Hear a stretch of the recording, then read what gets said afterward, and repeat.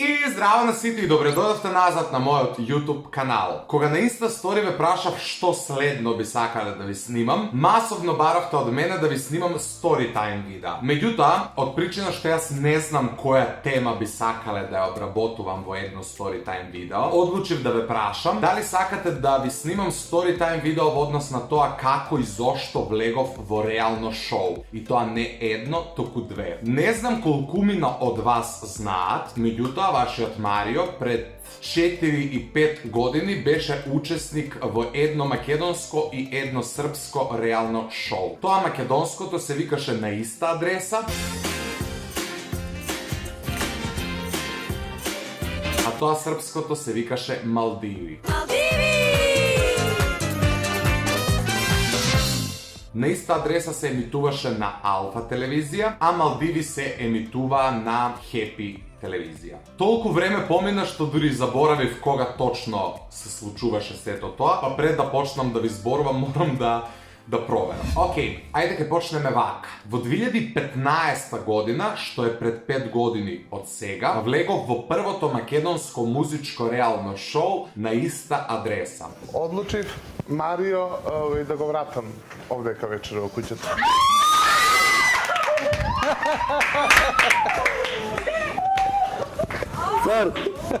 Да, тоа шоу беше од музички карактер, меѓутоа сепак беше реално шоу, затоа што ние реално бевме затворени во една куќа, која се наоѓаше имено во Бардовци, блиску до болницата, која подоцна ни беше неопходна скоро на сите. Како и да е, ќе почнам од почеток. Како јас всушност влегов во тоа реално шоу. Беше лето, август ако не се лажам, ми пиша Роберт Билбилов, кој имено беше и еден од надворешните соработници на тоа шоу, ме праша дали сум заинтересиран да учествувам во еден таков проект. Не знаев за што конкретно станува збор, ниту Роберт во тој момент знаеше. Тоа шоу беше организирано од 3 страни, ако можам така да кажам, затоа што Алфа го емитуваше, Томато продукција го снимаше, а една агенција по име Греј, ако не се лажам, го организираше. Така што тука беа инволвирани многу луѓе и буквално не ни знаевме кој пие, а кој плаќа. Со оглед на тоа дека имам преживеано 2 реални шоуа, овој карантин не ми паѓа толку тешко, меѓутоа не можам воопшто да ги споредам тие две работи. Истиот ден кога јас отидов на состанок со луѓето кои го организираа тоа шоу, мојот најдобар пријател имаше приемен испит на драмски факултет и од тој аспект знам дека беше негде кон крајот на август. Шоуто инаку почна во октомври, 2-3 недели пред мојот роден ден. Знам дека роден денот си го дочекав така затворен. Happy birthday to you. Happy birthday dear Mario. Happy birthday to you. Happy birthday to you. Happy birthday to you. Happy birthday dear Mario. Happy birthday to you. Среќен роден те сакат мамета. Да.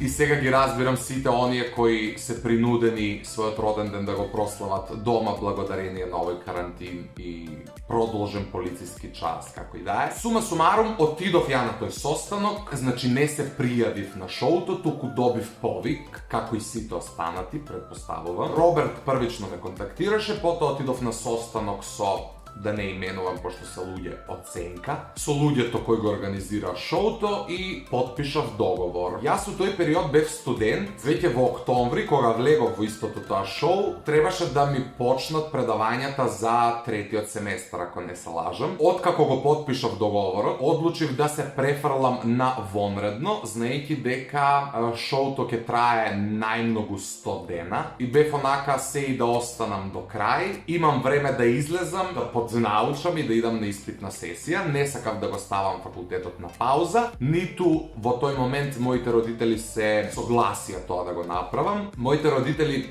генерално и беа против тоа да влезам во реално шоу, меѓутоа со мене никој не успел да излезе на крај, па ни тие. Јас во тој период бев еден надржен социолог и одлучив да влезам во таа игра, а не само да ја елаборирам. И за мене реално шоу беше еден голем предизвик. При тоа јас од мали нозе сум љубител на реални шоуа, не на овие реални шоуа кои вие денеска ги гледате, туку на оние кои порано беа. Не знам како да ви објаснам, затоа што работите малку се променија. Веќе ниту учесниците, ниту содржината на шоуто има некаква тежина. Порано се знаеше кој влегува у реално шоу и што таму се случува. И тоа беше програма исклучиво од забавно-хумористичен карактер. Денеска е уби Боже. И од таа причина на вашето прашање дали повторно би влегол, би одговорил со не. Единствено на Survivor. Таму со задоволство. Океј, да се навратам на моето влегување во првото македонско музичко реално шоу на иста адреса. Потпишав ја тука договор, океј, се запиша вонредно на факултет, бев спремен на тоа дека постои можност да испаднам и последна недела и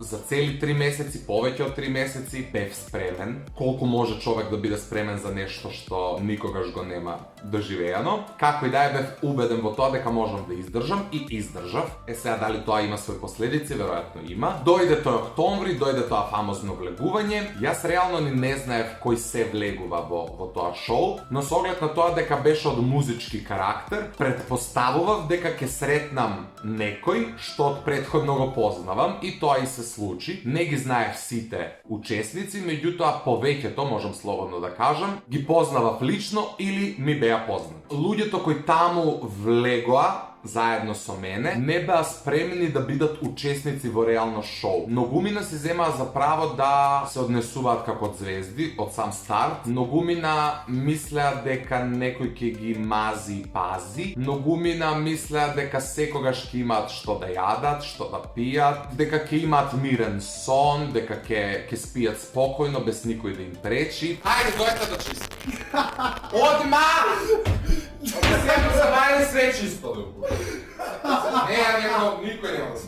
Тоа не е возможно ни во сопствената куќа кога живееш со брат, сестра, баба, дедо, мајка или татко, а камоли тек со луѓе кои прв пат ги гледаш во животот, при тоа се 12 на број. Не можеш да им фатиш ниту ред, ниту крај. Ја на тоа барем бев спремен. Единствено што барав од продукцијата е да ми обезбедат доволно цигари и вегетаријанска храна, затоа што ја у моментот кога влегов у тоа шоу бев вегетаријанец. Меѓутоа, у тоа шоу бев принуден да пројадам месо. Не знам како да ви објаснам, затоа што не го испочитуваат договорот од претходно и ете, од тогаш до ден денеска јадам месо. За жал. Меѓутоа, ете, не ми испочитува и не ми обезбедува доволно намирници за ја да можам да преживеам скоро 3 месеци. Така што бев принуден да јадам месо буквално секој ден, разноразни некои паштети. Имаше моменти кога јадевме суфлеп со зејтини, вегета. Буквално не тестира као бели глувци. Реално шоу не е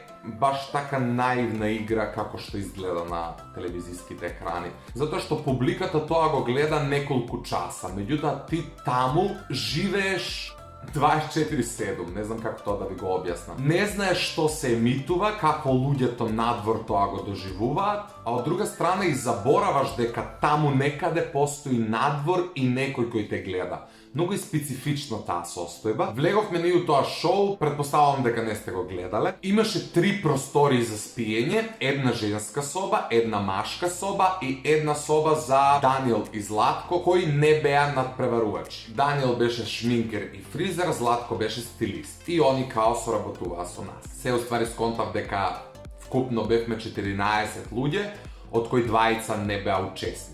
Тоа се Златко и Даниел. У тој момент кога ја влегов у куќата, поради тоа што влегов у некоја втора група, сите кревети за спиење кои мене ми одговара беа зафатени. И ја бев принуден, човек од 100 кг и 2 метра, да спијам на кревет на спрат.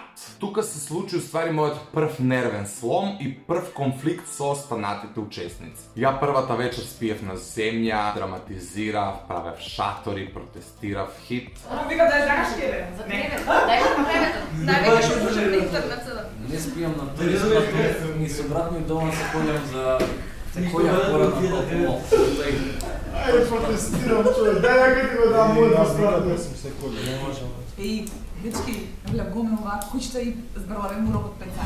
Прво, најголемиот проблем е комуникацијата со луѓето кои се внатре. Просто нереално е со сите 14 луѓе да бидеш супер. Тоа и надвор не функционира така, па ни внатре. При тоа внатре емоциите се секогаш некако нагласени и почнуваш да се расправаш буквално за глупости. Како стока да живее тука некој. Ни две сакам, ни две поштувам. Пола од тука. И ти да ми направиш вода на масата. Како и да... Не, ја не ти пробувам да паметувам овде. Ти зборува можеш да кажеш 20 минути ми го треба пола сат и ти го дадам. Ти зема ми спушташ муабети како да на тебе не сум ти го давал, бе. Ке те молам да не дискутираш со мене. Хвала. Ама кажи ми нешто со мене. Не зборувај со мене. Дај ме обясни. Значи не зборувај со мене. Што пишеш, Марио? Пишувам какви лекови да ти донесат да зачекаш. Ја од овде изгледа ќе излезам као здравствено забавен. Луѓето кои ги гледале тие реални шоуа, секогаш кога ќе ме сретнат, ме прашуваат дали тие наши расправи биле фейк и дали некој ги планирал. Не. Во случај да ме прашате во кое шоу ми беше полесно, со сигурност можам да одговорам дека тоа е на иста адреса. Прво, зборував на македонски. Немав јазична бариера. Второ, луѓето со кои влегов у тоа реално шоу ги познавав од претходно. Трето, бев свесен за тоа дека сум у Скопје, пак сум тука на моја територија. Ја додека зборувам, у монтажа ќе се потрудам да ви ставам инсерти од моето учество во на иста адреса, за некако да ви го доближам ова што ви го зборувам. На иста адреса не заврши. Тоа беше најголемиот скандал кој на крајот се случи. Никој од нас не знае конкретно зошто тоа шоу не заврши. Траеше околу 70 дена, а требаше да трае 100. Некој од нас требаше да добие награда, албум или 10.000 евра, не знам. На крајот тројца од нас добија песни као утешна награда. Меѓутоа шоуто не заврши. Имаше финалисти, меѓутоа немаше финале, немаше победник. Потајно во себе мислам дека причината поради која што шоуто заврши неславно е некаков конфликт помеѓу Томато продукција, Алфа телевизија и Греј, агенцијата која што беше некаков основоположник на тоа реално шоу. Но нема да навлагам у тоа затоа што не знам и не би сакал да шпекулирам. Во меѓувреме, ако се сетам на уште нешто, ќе се надоврзам, се ќе преминам на Малдиви. Некаде во декември заврши тоа на иста адреса, излеговме сите ние на слобода. Мене надвор ме дочека пекол затоа што излегов буквално усред испитна сесија на факултет. Пробав да излезам на неколку испити, тоа беше хаотично. Ја одлучив, верувале или не, да бидам келнер. Се преселив у Скопје, почнав да работам у Трент, у аеродром, прво Сити Мол, по аеродром, живеев у Кисела вода, хаос, работев цели 40 дена као келнер, дадов отказ точно на 10 јуни, се сеќавам, пошто добив повик од првично Лила Филиповска, ако не се лажам, која исто така беше инволвирана во проектот на иста адреса, ми се јави за да ме праша дали сум заинтересиран за учество во српско реално шоу Малдиви. Звучеше примамливо, мора да ви признам. Не бев сигурен и кажав окей, ке размислам едно друго. Неколку дена подоцна ми се јави Бојан, Боки 13, кој исто така ме праша дали сум заинтересиран за учество во тоа шоу, затоа што и на него од Србија му се јавиле со цел да им предложи некого кој смета дека е соодветен за тоа реално шоу. Не знам со кој памет, јас одлучив да се вратам у Куманово, да спакувам куферите и да заминам у Србија во второ за мене реално шоу. Ова шоу, за разлика од претходното, беше летен период, така што немав притисок во однос на факултетот, иако не знаев до кога тоа шоу ќе трае. А ја од тоа шоу излегов у октомври.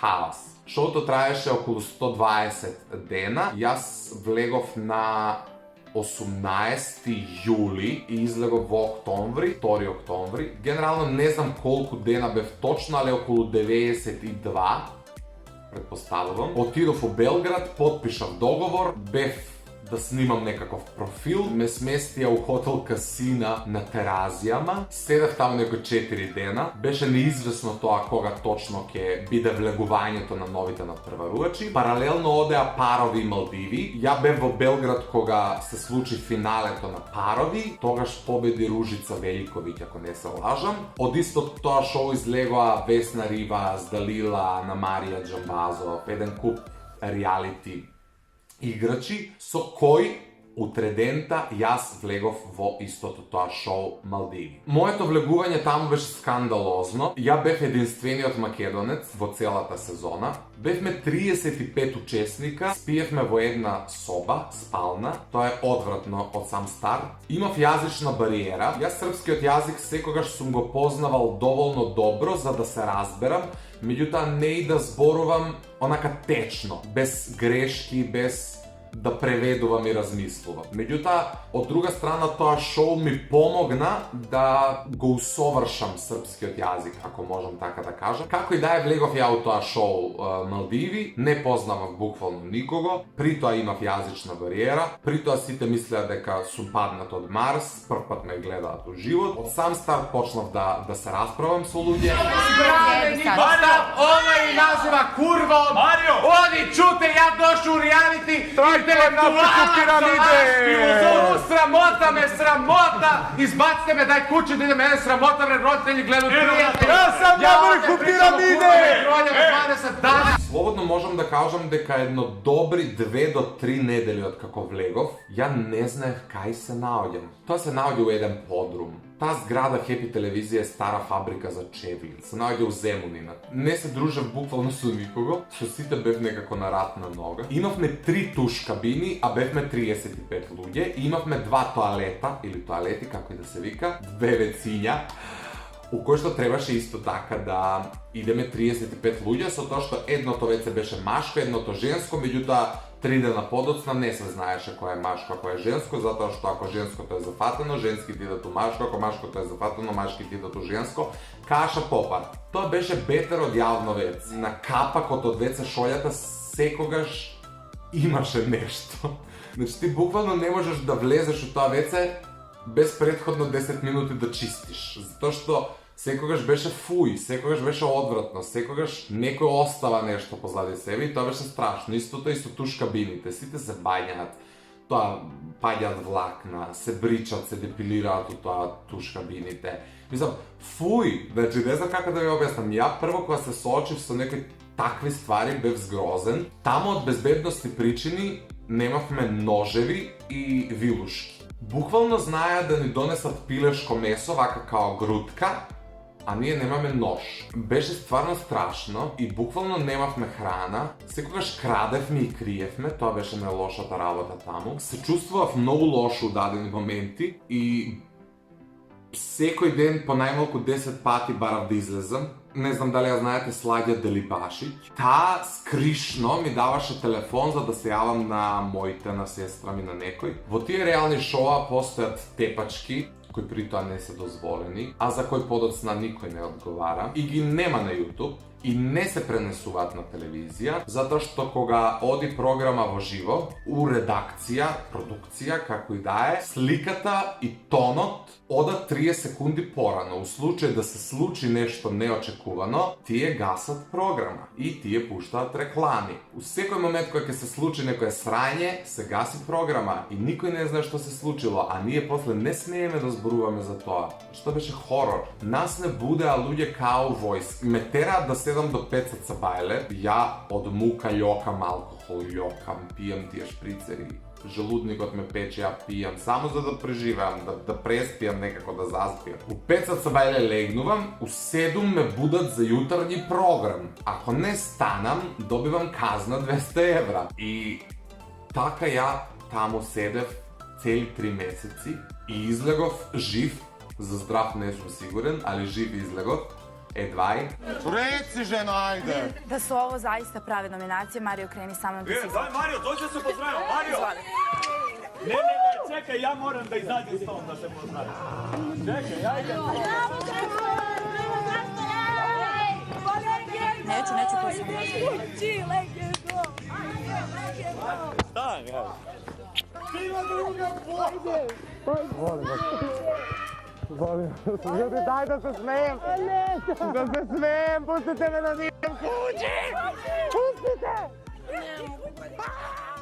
Generalno, ki gi sumiram работите, на иста адреса ми беше многу полесно за живот. Во Малдиви всушност го почувствував тој жар на реално шоу. За разлика од иста адреса, Малдиви беше реално шоу. Она што народот сака да го гледа и сите сака да видат крв, расправи, секс. Тоа се клучните работи за ти да успееш у реално шоу. А ја кога сватив дека тоа не сакам да го правам, одлучив да излезам од таму, односно да барам да излезам. Моите барања не беа уважени, меѓутоа на крајот мора да ме пуштат затоа што беше критично. Не би сакал за тоа да зборувам вака јавно, меѓутоа бев спремен буквално на се и беа принудени да ме пуштат на слобода. Како и да е, јас денеска сум заберанет на Хепи телевизија, моето име таму не се спомнува, веќе не ми се јавуваат, иако договорот се уште ми е валиден. Трае цели 10 години. Генерално, тоа беше накусо